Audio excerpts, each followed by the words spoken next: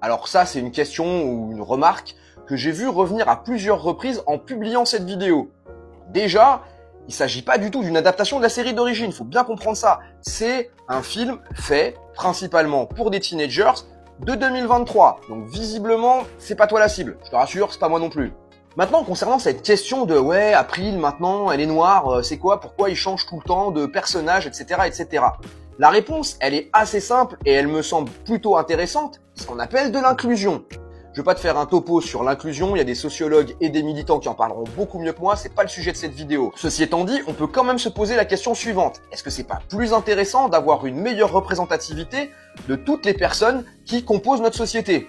Alors oui, je sais, dans les années 90, April, c'est une jeune femme, blanche, plutôt bien faite physiquement, habillée d'une combinaison moulante et relativement échancrée. Et donc aujourd'hui, on a droit à une jeune femme noire qui est clairement pas dans les canons filiformes des années 90. Contrairement à ce que beaucoup ont l'air de penser, le changement, c'est souvent bien. J'ai vraiment l'impression d'enfoncer une porte ouverte quand j'explique ça, mais ça me semble évident que tout le monde doit être représenté dans les médias, dans l'art, dans la culture, dans le sport, dans la politique, dans la vie civique, etc., etc.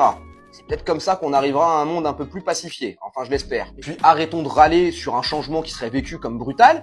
Je vous rappelle que la dernière série TMNT, April O'Neil, c'est déjà une jeune femme noire. Donc voilà, je pense que le problème il est là pour ceux qui attendaient une série Tortue Ninja des années 90 adaptée au cinéma. Eh ben reportez-vous sur les films live action des années 90 qui sont à mon humble avis pas tous super réussis.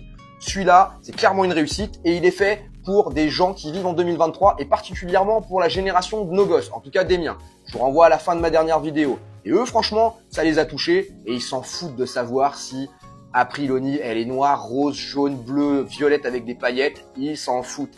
Eh ben, vous savez quoi? Je trouve ça plutôt rassurant pour l'avenir.